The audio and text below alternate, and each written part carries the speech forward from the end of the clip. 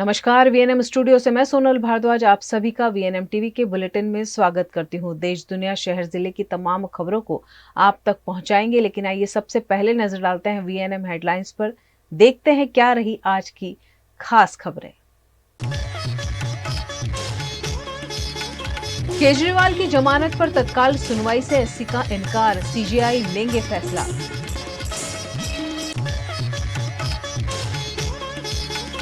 गुजरात के लोगों को गर्मी से थोड़ी सी राहत, 2 से 3 डिग्री घटा तापमान।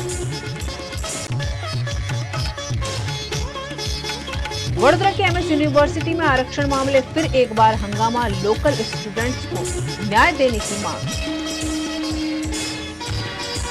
दिल्ली के मुख्यमंत्री अरविंद केजरीवाल ने अपनी जमानत याचिका कुछ और दिन बढ़ाने की मांग की थी, जिस पर सुप्रीम कोर्ट ने अपना निर्णय दिया है। सुप्रीम कोर्ट ने मंगलवार 28 मई को मुख्यमंत्री अरविंद केजरीवाल के अंतरिम जमानत पर तत्काल सुनवाई करने से इनकार कर दिया। दिल्ली सीएम ने मेडिकल ग्राउंड पर 1 जून तक मिली अंतरिम जमानत को 7 दिन बढ़ाने की मांग की थी। जस्टिस जेके माहेश्वरी और जस्टिस केवी विश्वनाथन की वेकेशन बेंच ने कहा कि अंतरिम जमानत बढ़ाने का फैसला सीजीआई करेंगे, क्योंकि मुख्य मामले में केजरीवाल के खिलाफ फैसला सुरक्षित है। केजरीवाल की तरफ से वकील अभिषेक मनु सिंघवी ने दलीलें रखी। केजरीवाल को ईडी ने शराब नीति से जुड़े मनी लॉन्ड्रिंग केस में 21 मार्च को गिरफ्तार किया था। 50 दिन जेल में रहने के बाद उन्हें 10 मई को जमानत मिली थी। उनकी 21 दिन की जमानत 1 जून को खत्म हो रही है। वे अंतरिम जमानत को 7 दिन बढ़ाने की मांग कर रहे थे। गुजरात के वडोदरा में एक पेड़ धराशायी हो गया। इस दुर्घटना में एक व्यक्ति के क्षतिग्रस्त होने की जानकारी सामने आई है। आने वाले दिनों के लिए जो वेदर फोरकास्ट दिया गया गुजरात स्टेट के लिए, वो ड्राई वेदर प्रिवेल करेगा। और आज डे 1, डे 2, डे 3 आज कल और परसों के लिए गुजरात के इनलैंड रीजन के लिए स्ट्रॉन्ग सरफेस विंड प्रिवेल करेगी, और जिसकी स्पीड होगी 25 से 30 किलोमीटर पर आवर।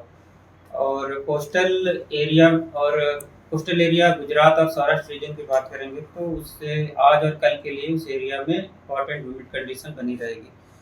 और मैक्सिमम टेम्परेचर की बात करेंगे तो मैक्सिमम टेम्परेचर 2 से 3 डिग्री सेल्सियस का ग्रेजुअल फॉल होगा।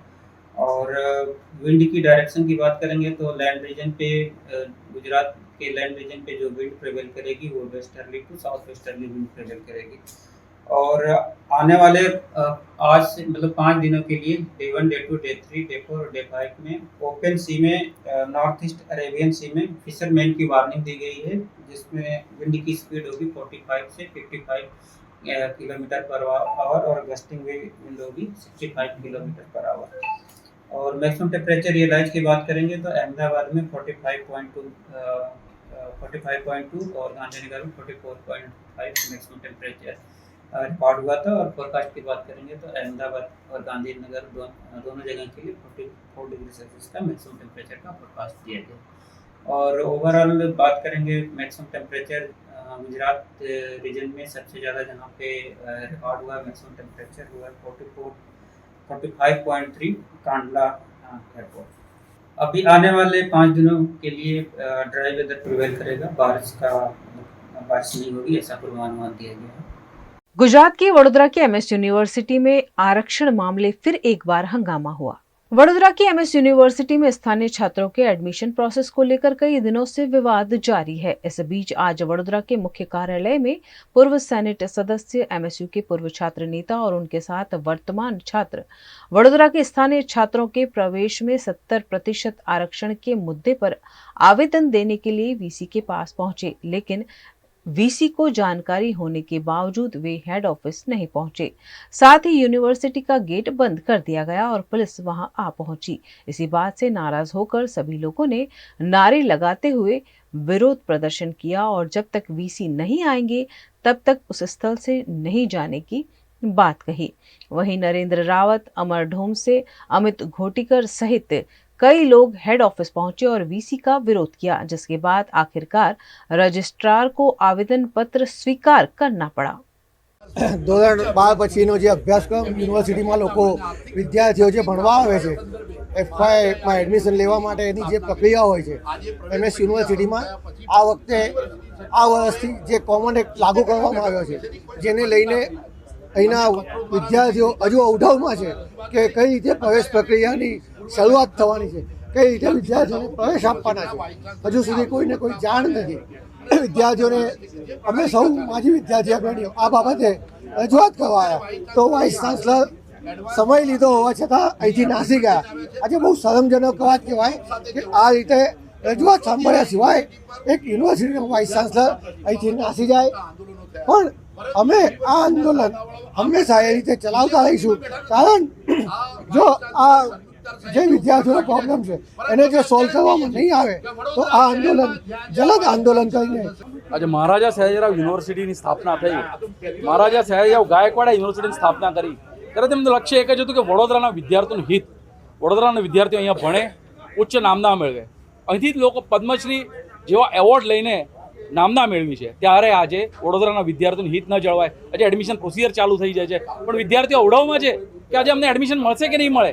કેટલા ટકા વિદ્યાર્થીઓને અમે રજૂઆત એટલી જ કરવા આવ્યા છે કે જે પ્રોટોકોલ ચાલતો હતો 70% વડોદરાના વિદ્યાર્થીઓને એડમિશન આપો, પરંતુ આ સરકારની નીતિ રહી છે કે વડોદરાના વિદ્યાર્થીઓને વડોદરામાં એડમિશન ન આપી અહીં નજીકમાં બેઠેલી, હું બહુ સભાનતાથી કહું છું, 2001માં જે રીતે કોમર્સમાં સેલ્ફ ફાઇનાન્સ ચાલુ કરીને નજીકની યુનિવર્સિટીને માલામાલ કરી દેવાની જે રીત હતી, નજીકમાં જે યુનિવર્સિટીને પૈસા કમાવાની રીત હતી, તે પ્રમાણે જો અહીં યુનિવર્સિટીને એડમિશન ના મળે તો ત્યાં એડમિશન થાય, ત્યાં લોકોનો વેપાર ચાલુ થાય ને આમની કટકી બાજુ ત્યાં ચાલુ થાય. તે માટે આ યુનિવર્સિટીમાં એડમિશન પ્રક્રિયા ખોરંભવાની જરૂર પડી છે. અહીંયા એડમિશન ના મળે એ અવઢવની સ્પતિ તૈયાર કરી છે. તો પારુલ અને સિગ્મા અને બધી કોલેજોમાં તમે જો કે એડમિશન ખુલ્લા મૂકી દેવામાં આવે છે, વિદ્યાર્થીઓ ત્યાં જઈ રહ્યા છે. આજે વીસીને રજૂઆત કરી રહ્યા છે.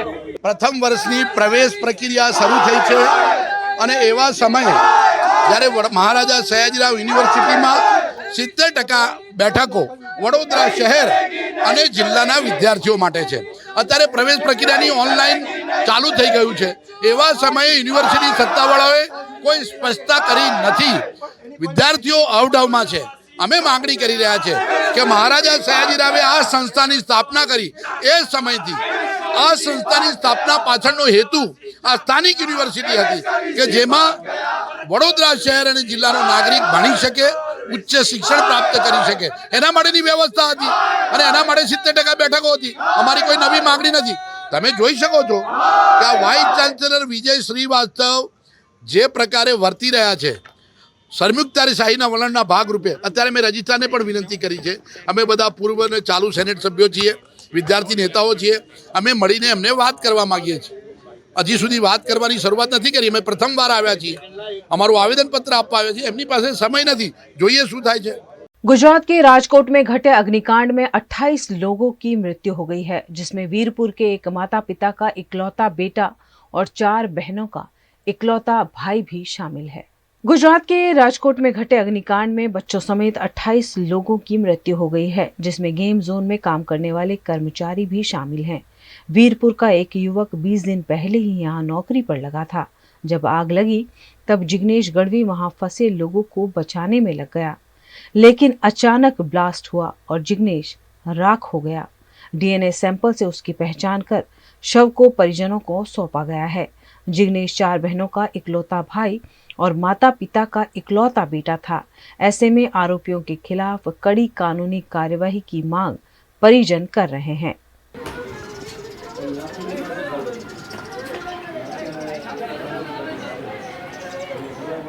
गुजरात के राजकोट में घटी इतनी बड़ी दुर्घटना के बाद पुलिस कमिश्नर राजू भार्गव और म्युनिसिपल कमिश्नर आनंद पटेल, जॉइंट पुलिस कमिश्नर विधि पटेल, डीसीपी डॉक्टर देसाई को सिर्फ अपने पद से हटाकर ट्रांसफर दे दिया गया है, जबकि पुलिस और कॉरपोरेशन के 7 अधिकारियों को सस्पेंड किया गया है. इस मामले पुलिस ने 6 लोगों के खिलाफ मामला दर्ज किया है, जिसमें से 3 आरोपी गिरफ्तार हुए हैं. उन्हें कोर्ट में पेश किया गया. वहीं राजकोट गेम जोन के एक और आरोपी धवल ठक्कर को बनासकांठा एलसीबी ने हिरासत में लिया है. राजकोट अग्निकांड के बाद कई दिनों से नदारद भाजपा नेता पुरुषोत्तम रूपाला अचानक लोगों के बीच पहुंचे और ऐसे में उन्हें आक्रोश का सामना करना पड़ा. गुजरात के राजकोट में पुलिस कमिश्नर राजू भार्गव के तबादले के बाद ब्रजेश कुमार झा को चार्ज सौंपा गया है. ब्रजेश कुमार झा ने आज सुबह राजकोट के पुलिस कमिश्नर के रूप में अपना चार्ज संभाल लिया है। राजकोट में शनिवार को घटी टीआरपी गेम जोन अग्निकांड की घटना के बाद पुलिस कमिश्नर राजू भार्गव को ट्रांसफर दे दिया गया है।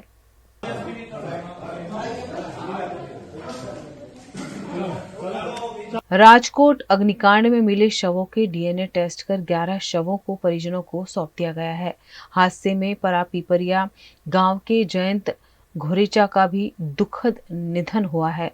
उनका अंतिम संस्कार उनके वतन रैया गांव में किया गया। इस मौके पर पूरा परिवार सदमे में नजर आया। मृतक के पिता अनिल घोरेचा का भी कुछ महीने पहले ही निधन हुआ है। ऐसे में परिवार में मातम छा गया है। જયભાઈ એટલે જયંતભાઈ અનિલભાઈ ગોરેચાનું જે અકાળે અવસાન થયું અગ્નિકાંડની અંદર, જયભાઈ મારા દૂરના ભત્રીજા થાય.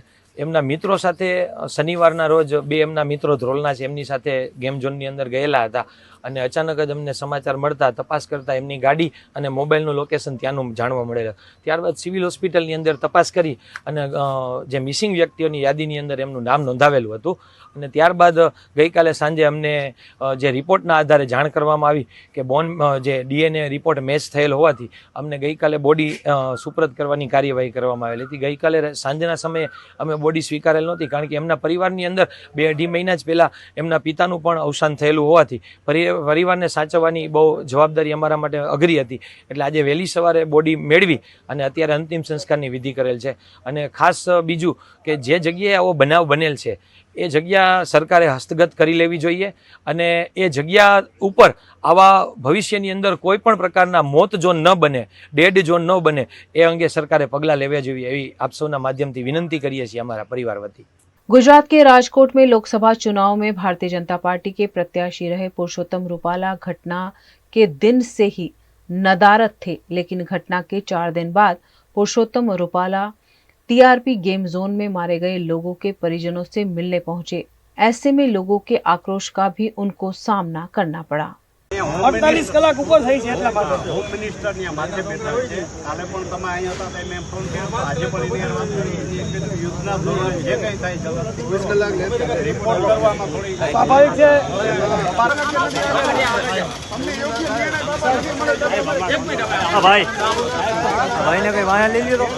वहीं राजकोट लोकसभा सीट से कांग्रेस के प्रत्याशी रहे परेश धनानी और वाकानेर टंकारा के पूर्व विधायक ललित कथगरा ने इस मौके पर पत्रकार परिषद का आयोजन कर सरकार पर गंभीर आरोप लगाए हैं।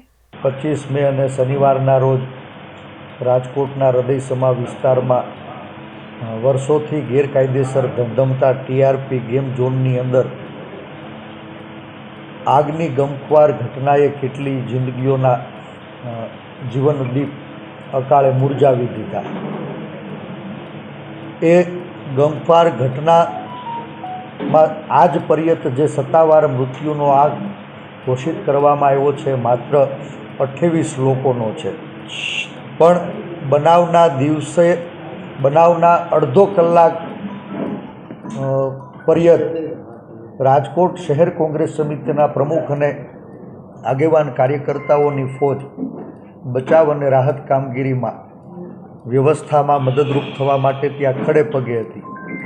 અંદાજિત રાત્રે 11 વાગ્યાથી સવારે 5 વાગ્યા સુધી હું પોતે અને અમારા બધા જ આગેવાનો બનાવના સ્થળે સિવિલ હોસ્પિટલમાં પીડિત પરિવારોની મુલાકાત અને પીએમ રૂમ સુધી મેં પોતે મુલાકાત લઈ અને હૃદય દ્રવી ઉઠે, હૃદય ચિરાય એવા ભયાનક દ્રશ્યોના તાજના સાક્ષી બન્યા છીએ. મારે આપના મારફત રાજ્ય સરકારનું ધ્યાન દોરવું છે. સત્તાવાર મૃત્યુઆંક તો 28 અટકાવી દેવામાં આવ્યો છે, ક્યાંય સત્યને છુપાવવાનો પ્રયાસ થયો છે. પણ બનાવના સ્થળે બનાવ બન્યો ત્યારથી હાજર, પહેલાં મૃતદેહને બહાર કાઢ્યો ત્યારથી આજ પર્યંત જે સેવામાં જોડાયેલા લોકો હતા એના મુખે સાંભળ્યું છે એ મુજબ 28 મૃતદેહો સિવિલ હોસ્પિટલ સુધી પહોંચ્યા.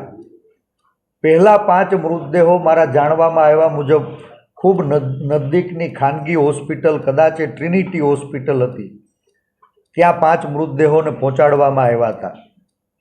રાત્રે 11:30 સુમારે જ્યારે મેં પોતે સ્થળની મુલાકાત લીધી અને એ ગેમ ઝોનના કાટમાળની નીચે બચાવ કામગીરી શરૂ હતી એવા કાર્યકર્તાઓના મુખે નજરે જોયું છે કે અંદાજિત 3 જેટલા મૃતદેહો હજુ પણ કાટમાળ નીચે દબાયેલા હતા અને સળગી રહ્યા હતા. 26 તારીખે સવાર એટલે બનાવના બીજા દિવસે સવારે 6 થી 2 વાગ્યા સુધીની બચાવ અને રાહત કામગીરીની ટીમ દ્વારા જે અનધિકૃત રીતે જાણવાનો પ્રયાસ થયો. સવારની શિફ્ટમાં 5 જેટલા મૃતદેહના અવશેષોને હસ્તગત કરી અને સિવિલ હોસ્પિટલે પહોંચાડવામાં આવ્યા હતા. બીજા દિવસે એટલે કે 26 તારીખે બપોર પછી માનની કોંગ્રેસ પ્રમુખ શક્તિસિંહભાઈ, કોંગ્રેસ વિપક્ષના નેતા માનની અમિતભાઈ અને અમે આગેવાનો બનાવ સ્થળની મુલાકાત લેવા ગયા ત્યારે પણ આપ મીડિયાના મિત્રો સાક્ષી છો કે બપોરે 2 થી 7 વચ્ચે એટલે કે બીજી શિફ્ટની અંદર અમે જ્યારે પહોંચ્યા ત્યારે બીજો મૃતદેહ એના અવશેષો પ્રાપ્ત થયા હતા. જાણવા મળ્યું છે કે ગઈકાલે પણ એક મૃતદેહના અવશેષો ફરી પ્રાપ્ત થયા. આમ અંદાજિત 44 જેટલા ડેડ બોડી અથવા તો એના અવશેષો પ્રાપ્ત થયા હોવાનું સત્તાવાર અને બિન સત્તાવાર રીતે जानवा मिली रही है। न्यूज रूम से खबरों का सिलसिला बदस्तूर जारी रहेगा, बने रहिए हमारे साथ, देखते रहिए VNM news.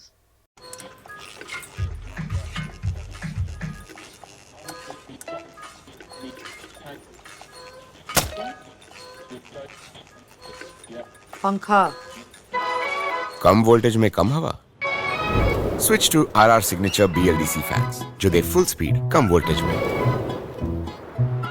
RR signature fans, आपके काम की बात। Welcome to courtyard palladium, 3 BHK large size apartments જ્યાં તમને મળશે એક grand living room with an amazing view, સાથે એક comfortable dining area, a perfect kitchen for your perfect family. Now 3 bedrooms નો પહેલો bedroom with an amazing balcony view. સાથે the second bedroom which is very comfortable, very cozy and has ample of sunlight. And now for the third and the master bedroom of this house. This is so amazing, so grand and so beautiful. Best વાત આ apartments ની એ છે કે અહીંયા તમને મળે છે walk through balcony. So now I'll see you in the living room. Let's go. This is amazing, right? Courtyard Palladium, 3 BHK large apartments near Earth Infinity in Bhaili. Don't forget to visit.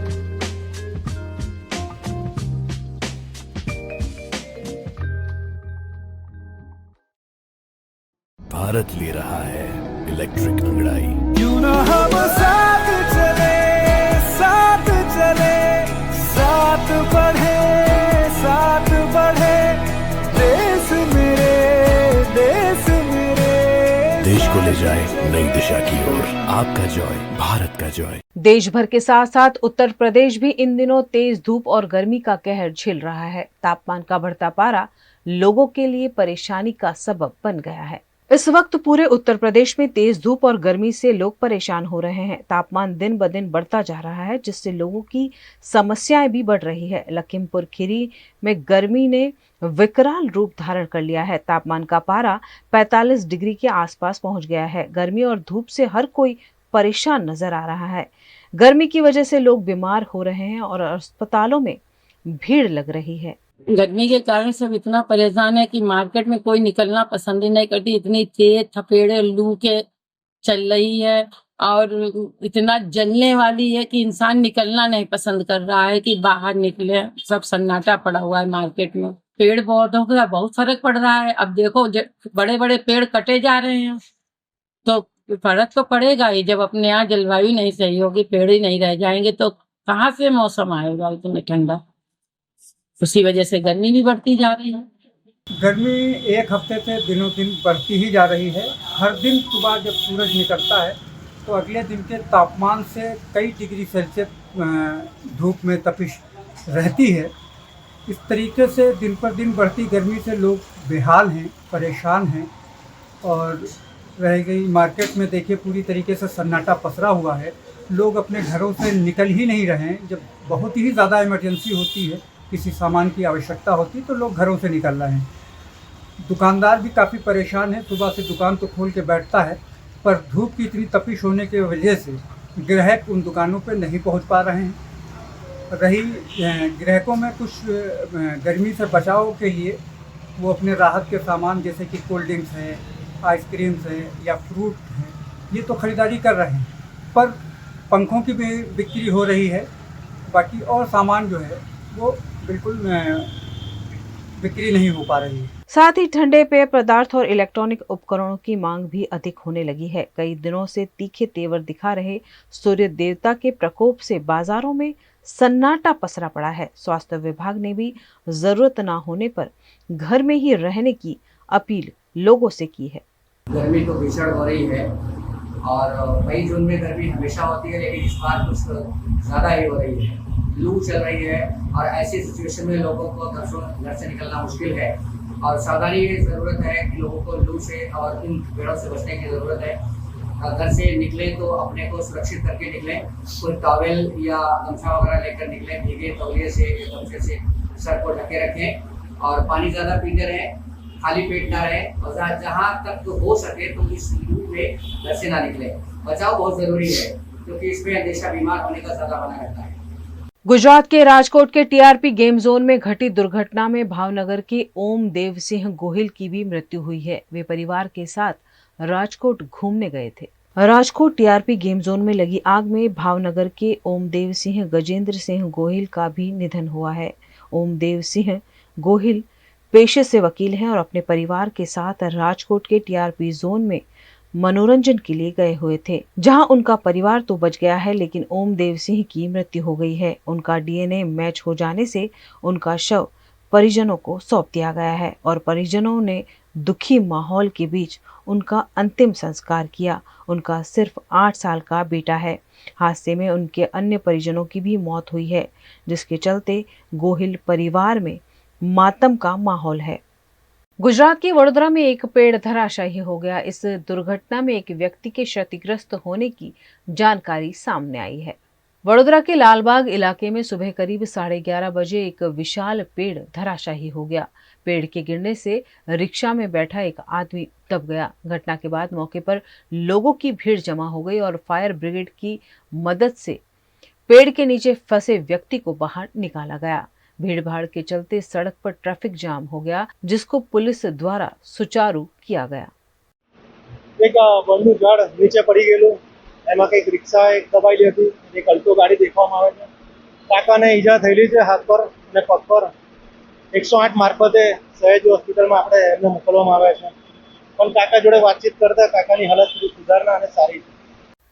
Gujarat के वडोदरा में smart meter को लेकर विरोध प्रदर्शन अभी जारी है। इसी बीच अब एक और आवेदन ग्राहक अधिकारी संगठन द्वारा दिया गया। वडोदरा शहर के कुछ इलाकों में एमजीवीसीएल द्वारा लगाए गए स्मार्ट मीटर के बारे में स्थानीय निवासियों द्वारा शिकायत की जा रही है। एमजीवीसीएल कर्मचारियों द्वारा ग्राहकों की अनुमति के बिना पुराने मीटर हटाकर नए स्मार्ट मीटर लगाने का भी विरोध हो रहा है। इसी के चलते आज ग्राहक अधिकार संगठन और गोरवा की स्वामी विवेकानंद हाइट्स 1 के स्थानीय निवासियों द्वारा रेस कोर्स की गुजरात ऊर्जा विकास निगम लिमिटेड की कचहरी में एचडी को आवेदन पत्र देकर स्मार्ट मीटर को हटाने के लिए आवेदन दिया गया। इस बीच कचहरी के गेट पर खड़े सिक्योरिटी और स्थानीय निवासियों के बीच बहस भी देखने को मिली। नवा मीटर स्मार्ट मीटर नाख्या छे ने ए तमे काढी जाओ अने जूना मीटर नाखी जाओ, कारण के अमारे अतिशय बिल आवे छे। अमे रोजनु अमारे 150-200 रुपया रिचार्ज थाय छे, ते अमने परवड़तुं नथी। बधानी त्यां बंध कर दीधा छे मीटर नाखवाना, तो अमारी त्यां जे नाखेला छे ए तमे काढी जाओ अने जूना मीटर अमने जे पहेलाना हता ए आपी जाओ। बीजું કાંઈ નથી જોઈતું અમને, એટલા માટે અમે એને આવેદન પત્ર આપ્યું છે। મુદ્દો એ છે ગત અઠવાડિયે પણ અમે કલેક્ટરશ્રીને આવેદન આપેલું હતું, એમાં 7 મુદ્દા કીધેલા હતા, એમાં અમુક માંગણીઓ પૂર્ણ થઈ છે। પણ હવે કેવું છે કે જે અમારી પાસે 724 મકાનોની ફરિયાદ આવેલી છે કે એ લોકોને મીટર લાગી ગયા છે, રોજના 400 થી 500 રૂપિયા કટિંગ થઈ રહ્યા છે, જેનું પ્રૂફ બધા લઈને આવ્યા છે પેપર સાથે। અમે બીજું આ પેપરો છે, આટલી ફરિયાદો છે અમારી પાસે, તો આજે અમે એમજીવીસીએલના ડાયરેક્ટર છે એમડીસીને મળવા આવ્યા છે, તેમને આવેદન આપવા આવ્યા છે કે જે જૂના મીટરો લાગ્યા છે તેને પરત નીકાળીને પાછા એમના જે મીટર છે સ્માર્ટ મીટર નથી જોઈતા એમને જૂના મીટર લગાડીને આપો, જેથી કરીને તેમનું ઘર ચાલે. હમણાં એમનું 5 ગણું 6 ગણું બિલ આવી રહ્યું છે, બરાબર. એ બિલ ના આવે તેના માટે જૂના મીટર પરત આપો. અને જ્યારે તમારે ટ્રાયલ જ કરવું છે તો સરકારી સંસ્થાઓમાં ટ્રાયલ કરો, પછી તમે આમ આદમીના ઘરમાં જઈને કરો. ગ્રાહકો હેરાન થઈ રહ્યા છે, એ જ અમારું આવેદન છે. આજે જૂના મીટર પરત નહીં આપવામાં આવે તો અમારી લીગલ ટીમે એક કેસ તૈયાર કરેલો જ છે, જે અમે આગળ જઈને કોર્ટમાં केस लड़ीશું અમે. गुजरात के बनासकांठा जिला के दांता के हड़ाद गांव में सालों पुरानी परंपरा के तहत आदिवासी समाज का गौर मेला आयोजित किया गया है। गुजरात के बनासकांठा के दांता तालुका के हड़ाद गांव में आदिवासी समाज द्वारा गौर मेले का आयोजन किया गया। सालों की परंपरा के तहत गौर की शादी के बाद ही आदिवासी समाज में शादी की सीजन शुरू होती है। गौर माता से पहले अगर शादी की जाए तो वह शादी कामयाब नहीं होती, ऐसी भी मान्यता आदिवासी समाज में है। दांता तालुका में बड़े पैमाने पर आदिवासी समाज के लोग निवास करते हैं। दांता तालुका के तोरणिया और नवसा कोड़ हरदा गांव में गौर माता के मेले का आयोजन किया गया, जिसमें आसपास के गांव के आदिवासी समाज के लोग भी शामिल हुए। आस्था और परंपरा को गौर मेले के साथ आदिवासी समाज ने आज भी कायम रखा है।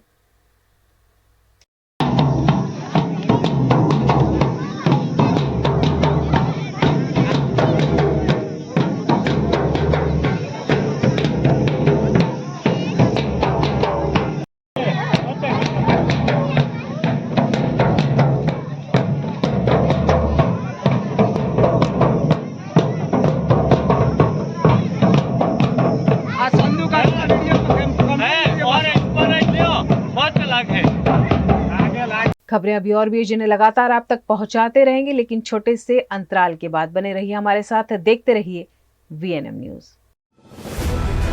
Part of the RR Global Conglomerate with a presence in over 50 countries, RR Kabel is a leading Indian wires and cables brand, a wide range offering excellent quality and trustworthiness. RR also has a wide range of lighting solutions. Choose from several options that can light up your home or office. Presenting appliances from RR, increasing the style quotient of your home. Delivering convenience every day. RR fans, lighting solutions, air coolers, water heaters, irons and more. When it comes to trust, quality and convenience, ask for home appliances from RR Kabel, your one-stop electric goods solutions provider.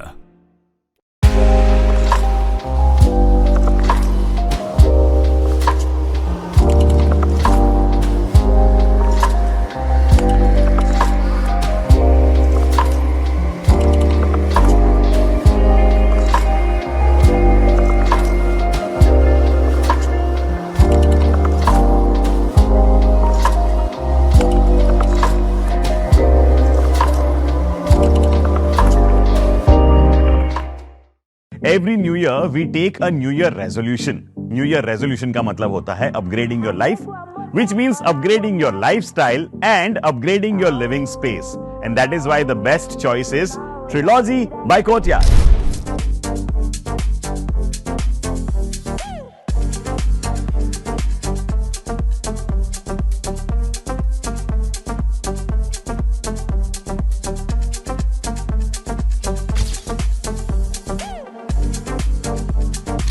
Trilogy by Courtyard.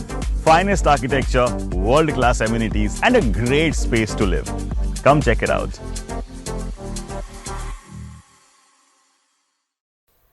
Gujarat के राजकोट में घटी दुर्घटना के बाद अमरेली जिला में प्रशासन action में आ गया है, जिसके चलते जगह जगह फायर सेफ्टी के साधनों की जांच की जा रही है।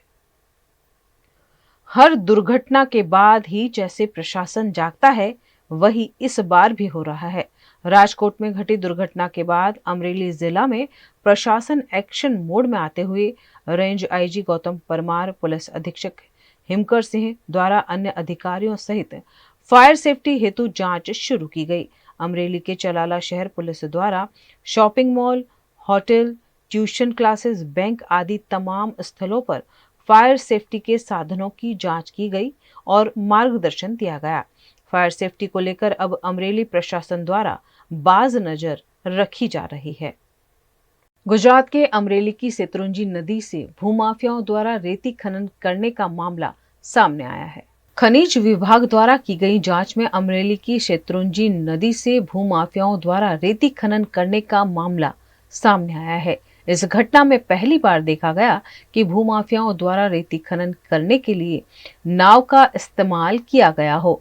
घटनास्थल से 2 डंपर, 1 नाव सहित कुल 25 लाख का मुद्दामाल जब्त किया गया है। इन तमाम वाहनों को कब्जे में लेकर आगे की कार्यवाही शुरू की गई। भूस्तर शास्त्री श्री अमरेलीની સૂચના અને માર્ગદર્શન હેઠળ મજે ગાવડકા તથા આંબા ગામની શત્રુંજી નદીમાંથી આકસ્મિક તપાસ હાથ ધરી 2 ડમ્પર અને 1 બોટ જે સાદી રેતી ચોરી કરતા હોય જેની ફરિયાદ અન્વયે અમે જપ્ત કરી અને ખનન કરતા ઈસમો જેમ કે બોટ જે ચોરી કરતા ઈસમો અમને પ્રાથમિક માર્ગ હેઠળ ભાવનગર જિલ્લાના હોય એવું જાણવા મળેલ છે અને આશરે 25 લાખ જેટલો મુદ્દામાલ અમે જપ્ત કર્યો છે। આ મુદ્દામાલ તમામ જે છે ઈસમોની સામે કાયદેસરની કાર્યવાહી હાથ ધરવામાં આવેલ છે। गुजरात की वडोदरा महानगरपालिका द्वारा निर्मल गुजरात 2.0 अभियान 1 जून से 15 जून तक शुरू किया जा रहा है, जिस पर स्थायी समिति के अध्यक्ष डॉक्टर शीतल मिस्त्री ने जानकारी दी। स्वच्छ भारत मिशन के अंतर्गत जो गुजरात की अर्बन मिनिस्ट्री है उसके द्वारा निर्मल गुजरात 2 के कार्यक्रम के अंतर्गत 1 तारीख से 15 जून तक, 1 जून से लेकर 15 जून तक स्वच्छता झुंबेश बड़ौदा कॉरपोरेशन की ओर से किया जाने वाला है। खास करके अलग अलग इलाके हैं जिसकी स्वच्छता जरूरी है, जैसे कि रिलीजियस प्लेस है, म्यूजियम है, हेरिटेज इमारतें हैं और आर्कियोलॉजिकल साइट्स है, उसकी साफ सफाई करेंगे 1 तारीख को। 2 तारीख को flyover, under bridge, bus stand, taxi stand, rickshaw stand की सफाई की जाएगी। 4 तारीख को सारे मुख्य मार्ग है उसकी सफाई की जाएगी। 5 तारीख को विश्व पर्यावरण दिन है तो उस दिन ज़्यादा से ज़्यादा ट्री प्लांटेशन करने का प्लानिंग किया है। तमाम जो स्टैचू बड़ौदा में है उसकी भी सफाई होगी। ऐसे अलग अलग दिन पे खास करके जो सोसाइटी के खुले प्लॉट है और स्लम विस्तार है, रेसिडेंशियल कॉलोनी है, जो हेल्थ फैसिलिटीज़ है खास करके SSG hospital, Gotri hospital, PHC, CHC, anganwadi, ऐसे अलग अलग जो क्षेत्र है, अलग अलग एरिया है उसकी साफ़ सफाई हमने 1 तारीख से 15 तारीख की है। पब्लिक टॉयलेट की भी सफाई की जाएगी। जो बड़ौदा में एस्पिरेशनल टॉयलेट बने हैं उनका भी खातमुहूर्त या लोकार्पण करने का आयोजन किया है। सारे साग मार्केट की साफ़ सफाई की जाएगी। 1 तारीख से 15 तारीख तक रोज़ सुबह में 8 बजे हर एक वार्ड में सफाई की जाएगी। बहुत सारी NGO को इन्वॉल्व किया है और सफाई को एक जन आंदोलन में परिवर्तित करने के लिए बड़ौदा कॉरपोरेशन की तरफ से एक प्रामाणिक प्रयास किया गया है और हम आशा रखते हैं कि बड़ौदा शहर के जितने भी सभासद श्री है, काउंसिलर है, धारासभ्य श्री है, सारे लोग काफ़ी उत्साहित है इस कार्यक्रम में जुड़ेंगे। और आपके माध्यम से बड़ौदा शहर की जनता को भी मैं अपील करना चाहूँगा कि हम हमारे बड़ौदा को स्वच्छ और सुंदर बनाएं ताकि बड़ौदा शहर हैप्पी और हेल्दी रहे और आपकी जो बिहेवियर है और आपकी जो लाइफस्टाइल है वो बड़ौदा को सुंदर बनाने में आप डेवलप करें। इस तरह से NGO ज़्यादा से ज़्यादा लोगों को इसमें इन्वॉल्व करें, ऐसी भी अपील करता हूँ ताकि जब तक ये स्वच्छता झुंबेश जन आंदोलन में परिवर्तित नहीं हो गए तब तक कॉरपोरेशन अकेले इसमें जो हमने रिजल्ट चाहे वो मिलना मुश्किल है। तो ये 15 दिन का एक ड्राइव लिया है और मुझे आशा रखता हूँ कि सारे नागरिक इसमें जुड़ेंगे, सारे काउंसिलर, सारे धारासभ्य और सारी NGO का साथ सहकार मिलेगा। गुजरात के राजकोट में घटे अग्निकांड के बाद सूरत पुलिस और प्रशासन भी एक्शन में दिखाई दे रहा है। राजकोट में घटी TRP गेम जोन अग्निकांड मामले पूरे राज्य में पुलिस और प्रशासन हरकत में दिखाई दे रही है। इसी के तहत सूरत में भी पुलिस और प्रशासन द्वारा कलेक्टर कार्यालय में एक विशेष बैठक आयोजित की गई, जिसमें municipal commissioner Shalini Agarwal, police commissioner doctor Anupam Singh Gehlot समेत के कई विभागों के अधिकारी उपस्थित रहे। इस मौके पर सूरत कलेक्टर सौरभ पारगी द्वारा सभी विभागों से जानकारी ली गई और NOC नहीं होने पर तत्काल कार्यवाही के आदेश दिए गए। सूरत पालिका की कमिश्नर शालिनी अग्रवाल ने पब्लिक सेफ्टी सुनिश्चित करती हुई सभी कार्यवाही करने की बात कही। वहीं सूरत के police commissioner doctor Anupam Singh Gehlot ने संयुक्त टीम बनाकर अलग अलग जगहों पर जांच की बात कही है। तो आज अँ तमाम डिपार्टमेंट्स अपना कॉर्पोरेशन पुलिस कलेक्टर श्री ने पूरा समग्र तंत्र जो है एना सिवाय जो है अपना GIDC ने जो है इंडस्ट्री डिपार्टमेंट एजुकेशन डिपार्टमेंट अपना DGVCL तमाम सीनियर अधिकारीओ अँ आज एक मीटिंग राखी ने जो एक टीम बनावी ने अने एक पूरी टीम वेल कोऑर्डिनेटेड टीम जेथी तमाम जेटला भी अमारा एवा जग्याओ छे ज्यां पब्लिक गैदरिंग वधु थाय छे जेमां खास करीने जो है कि हॉस्पिटल्स थई गया जो है अपना एना सिवाय जो मार्केट प्लेसेस एम्यूजमेंट पार्क जो थई गया અને ગેમિંગ ઝોન્સ વગેરે થઈ ગયા જોઈએ અને આ તમામ જગ્યાઓ જે તુરંત ટીમ સારી રીતે એકબીજા સાથે કોઓર્ડિનેટ કરીને કે ફાયરના બાબતમાં જો પબ્લિક ક્રાઉડિંગ અને પબ્લિક સેફટી બારામાં જેટલા એટલા મેજર લેવાના છે એના ચેકિંગ કરવા માટે જો ટીમો બની ગઈ છે ગઈકાલથી જ કામ ચાલુ છે અને આ રીતે કામ આગળના દિવસોમાં બી ખૂબ એના માટે એકદમ કડકાઈથી અને તમામ બાબતોમાં કોઈ કચાશ રાખ્યા વગર જો કામગીરી સમગ્ર ટીમો एक कोऑर्डिनेटेड एफर्ट करसे जो है एना माटे आज मीटिंग आती है। गुजरात के वडोदरा के वार्ड नंबर 16 में अतिक्रमण विभाग द्वारा फिर एक बार सड़क पर अतिक्रमण करने वाले लोगों पर कार्यवाही की गई। वडोदरा महानगर पालिका के अतिक्रमण विभाग की टीम इन दिनों हरकत में है। वडोदरा में गणेश नगर और हनुमान टेकरी पर प्लास्टिक का व्यापार करने वाले व्यापारियों द्वारा गोदाम के बाहर रखे गए कचरे को जब्त किया गया। इस मामले 2 दिन पहले भी नोटिस दिए गए थे, लेकिन कार्यवाही नहीं होने पर सैनिटरी इंस्पेक्टर की उपस्थिति में अतिक्रमण हटाया गया। हाल ही में राजकोट में घटी आग की दुर्घटना के बाद वडोदरा महानगर पालिका हरकत में दिखाई दे रही है। इसी के तहत कार्यवाही को अंजाम दिया गया। ये वार्ड नंबर 16 के है, गणेश नगर विस्तार है। यहाँ पे जो ये प्लास्टिक का धंधा करते हैं कबाड़ी वाला, वो सब हटवाया है, यहाँ से साफ किया। ये कुछ था यहाँ पे थैला वेला सब रखते थे बाहर से गैरकायदेसर रीत से, वो सब हटवा दिया है। फिर वो फरियाद आई थी, ऊपर से अधिकारी की सूचना थी, उसकी वो कामगिरी की है। गुजरात की वडोदरा में भारतीय जनता पार्टी द्वारा वडोदरा महानगर नमो कप क्रिकेट टूर्नामेंट 2024 का शुभारंभ किया गया। इस टूर्नामेंट में वार्ड संगठन, शहर संगठन, जनप्रतिनिधि और महिलाओं की टीम कुल मिलाकर 32 टीमें हिस्सा लेंगी। संगठन की भावना जागृत करने और कार्यकरों का उत्साह बढ़ाने के उद्देश्य से इस टूर्नामेंट का आयोजन किया गया है। 7 दिनों तक जारी इस टूर्नामेंट में 2 सेमीफाइनल और 1 फाइनल मैच खेला जाएगा। इस टूर्नामेंट में भाजपा के तमाम कार्यकर हिस्सा लेंगे। इस टूर्नामेंट के शुभारंभ के मौके पर मुख्य general Shailesh Patil, deputy mayor Chirag Barot, पूर्व स्थायी समिति अध्यक्ष हितेंद्र पटेल, भारतीय जनता पार्टी के तमाम सदस्य और काउंसलर उपस्थित रहे। राजकोट में घटी दुर्घटना के चलते यहां 2 मिनट का मौन रखा गया। राजकोट की दुर्घटना के बावजूद इस टूर्नामेंट के आयोजन पर सवाल उठाने पर पार्टी के महामंत्री राकेश सेवक बात को टालते नजर आए। प्रकारे सौप्रथम तो राजकोट में जे घटना बनी है એને અમે ભારતીય જનતા પાર્ટી હાર્દિક શ્રદ્ધાંજલિ અર્પણ કરીએ છીએ। આ નમો ક્રિકેટ ટુર્નામેન્ટ છેલ્લું અમારું આ 3જું વર્ષ છે। ડૉક્ટર વિજયભાઈ શાહજીના અધ્યક્ષતામાં એમણે કાર્યકર્તાનો ઉત્સાહ વધારવા માટે સતત પ્રયત્નશીલ રહીને કાર્યકર્તા ખેલ ભાવનાથી રમી અને ખેલ ભાવનાથી રાષ્ટ્ર ભાવના જાગતી હોય છે એને ધ્યાનમાં રાખી અને આ ટુર્નામેન્ટ રમવામાં જઈ રહી છે। કુલ મળીને 32 ટીમો વોર્ડ સંગઠન સાથે સાથે શહેર સંગઠન મોરચાની ટીમો, કાર્યાલયની ટીમો અને જનપ્રતિનિધિઓ, લોક ચૂંટાયેલા જનપ્રતિનિધિઓની પણ ટીમ આમાં રહેશે અને એમના માધ્યમથી કુલ મળીને 32 ટીમો આમાં ભાગ લીધો છે અને બહેનોની ટીમ પણ અમે રમાડવા જઈ રહ્યા છે।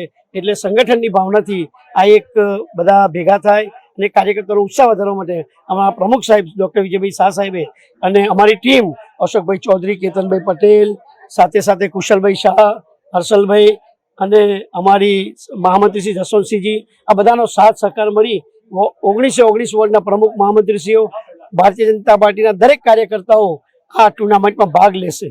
आज स्वतंत्रता सेनानी वीर सावरकर की जन्म जयंती है। इस मौके पर गुजरात के वडोदरा में उनकी प्रतिमा पर पुष्पांजलि अर्पित कर उनके कार्यों को याद किया गया। 1857 की क्रांति युद्ध के लेखक और महान स्वतंत्रता सेनानी वीर विनायक राव दामोदर सावरकर का जन्म 28 मई 1883 को महाराष्ट्र के नासिक जिले के भांगुर गांव में हुआ था। देशभक्ति उन्हें अपने परिवार से विरासत में मिली। पुणे के फर्ग्यूसन कॉलेज में अपनी शिक्षा के वर्षों के दौरान वह देश को गुलामी से मुक्त कराने के आंदोलन में सक्रिय हो गए। वीरता के इस अभूतपूर्व पराक्रम ने उन्हें वीर सावरकर के रूप में विश्व प्रसिद्धि दिलाई। अंग्रेजों ने उन्हें गिरफ्तार कर लिया और अंडमान की जेल में काले पानी की सजा दी। कारावास से छूटने के बाद वीर सावरकर साहित्यिक लेखन के साथ समाज सेवा के कार्य में लग गए। ऐसे महान वीर सावरकर की आज जन्म जयंती है। इस मौके पर गुजरात के वडोदरा नगर निगम द्वारा उनकी प्रतिमा पर पुष्पांजलि अर्पित की गई। इस मौके पर सयाजीगंज विधायक के रोकड़िया, राष्ट्रवादी वरिष्ठ पत्रकार पुष्पेंद्र कुलश्रेष्ठ सहित कई दिग्गज मौजूद रहे। आज का दिन हमारे लिए बहुत है कि ये हम सेलिब्रेट करते हैं बड़ौदा वासी वीर सावरकर स्तुति। इन्होंने जो कुर्बानी दी है इसलिए हम आज इधर आए हुए हैं। और मैं आपके माध्यम से ये बताना चाहता हूँ कि ये हमारे यूथ को पता होना चाहिए कि what is meaning of sacrifice, what is meaning of freedom. ये फ्रीडम इतना आसान से नहीं मिला। मैं जब अंडमान निकोबार इनको देख के इनकी पूरी कहानी पढ़ी, I really felt very sorry. आंखों में पानी आया कि इन्होंने इतनी कुर्बानी करने के बाद I think he should be the first man should be given a Bharat Ratna. मैं आपके माध्यम से ये बताना चाहता हूँ, ये हैं टाटा जैसे हैं, कई लोग हैं जो दोज़ हू डिजर्व।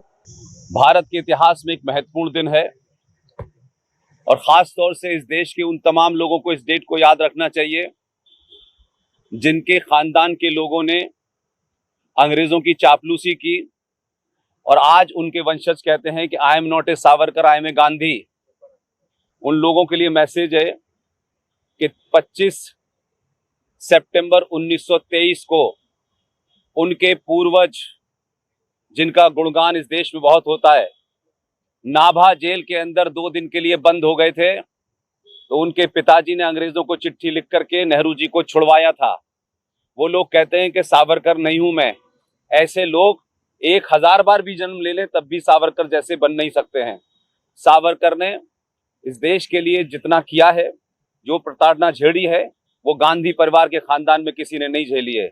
ये बात किसी को पता नहीं है कि 25 सितंबर 1923 को उल्लंघन करते हुए जब नाभा में चले गए और वहां के राजा ने जब उनको गिरफ्तार करके जेल में डाल दिया, तो उन्होंने किस तरीके से नेहरू जी ने के थ्रू गांधी तक बात पहुंची और फिर अंग्रेजों से कहा कि इसको छोड़ दिया जाए। तो एक दिन जो लोग जेल में नहीं बिता पाए वो सावरकर की बात कर रहे हैं। इसलिए इस देश में हमारा हीरो सावरकर हो सकता है, कोई नकली गांधी नहीं हो सकता है। आज उनका जयंती है। हम सबको सावरकर की सिर्फ जयंती पे फूल माला नहीं चढ़ाना चाहिए और नेता खासतौर से चुनाव के दौर में आके फूल चढ़ाते हैं, उनको याद रखना चाहिए कि सावरकर के बताए रास्ते पे चलें, तब तो ये देश की बात होगी, तब तो उनकी शब्द श्रद्धांजलि होगी, नहीं तो ये नौटंकी करना बंद करें।